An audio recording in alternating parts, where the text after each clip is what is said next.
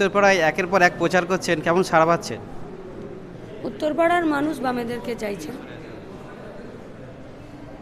এবারে পশ্চিমবঙ্গে বামেরা শূন্য এখনো পর্যন্ত, এবারে কত আসন পায় বলে আমি মনে করছেন? রাজনীতিতে শূন্য বলতে নেই, এক ভোটের ডিফারেন্সেও হার জিত হয়। তাহলে যারা হেরে গেলেন তারা শূন্য হয়ে গেলেন। এ তো তৃণমূল বিজেপির ন্যারেটিভ, এ মিডিয়া কেন ছড়াচ্ছেন? এখনো পর্যন্ত যারা এসে ডিলিটেড এবং অ্যাডজুডিকেশন, তাদের ভবিষ্যৎ নিয়ে কী ভাবছেন? যারা বৈধ ভোটার তাদের নাম ভোটার তালিকায় থাকবে। আর এই লড়াইটা যতদিন না পর্যন্ত আমরা সফলতা অর্জন করছি, ছাড়বো না। অমিত শাহজি বলেছেন যে পশ্চিমবঙ্গে লাভ জিহাদ বন্ধ করবে, এই নিয়ে কিছু বলবেন? তিনি পশ্চিমবঙ্গের ইতিহাস ঐতিহ্য জানেন না, তাই এইসব উল্টোপাল্টা কথা বলছেন। পশ্চিমবঙ্গের মানুষ এই জন্যই তো বিজেপিকে রিজেক্ট করেছে। পশ্চিমবঙ্গের শিল্প নিয়ে কী বলবেন?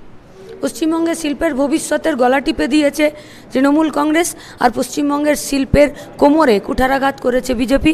ফলত বামেরা একসময় পশ্চিমবঙ্গের শিল্প তৈরি করেছে, আবার 4 মেতে লাল ঝান্ডা কাঁধে হাতে নিয়ে আমরা বিধানসভার ভেতরে যাব। পশ্চিমবঙ্গে আবার অসংখ্য শিল্প হবে। আপনি আমি সমেত সমস্ত বেকার ছেলেমেয়েরা যারা শিল্পে কাজ করতে চান তারা কাজ পাবেন।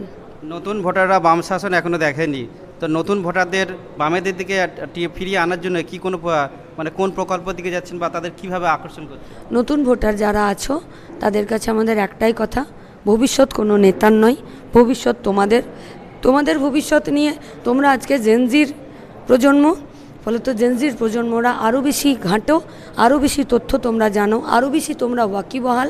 আজকের এই প্রযুক্তির যুগে তোমরা আরও বেশি সাফিসিয়েন্ট। ফলত তোমরা সমস্ত জিনিসটা ভেবে নেতার ভবিষ্যৎ নয়, নিজের ভবিষ্যতের জন্য বামেদের পাশে থাকো। বামেরা যখন সরকারে ছিল দেখো তারা কি করেছে, 15টা বছর তৃণমূল কি করেছে, বিগত 12টা বছর বিজেপি কি করেছে। চাকরির প্রশ্নে, ইন্ডাস্ট্রির প্রশ্নে তোমরা তোমাদের উত্তর পেয়ে যাবে। জেনে ভালো করে বুঝে তারপরে ভোট দাও। জেনজিদের প্রতি, এই নতুন প্রজন্মের প্রতি আমাদের পুরো আস্থা আছে।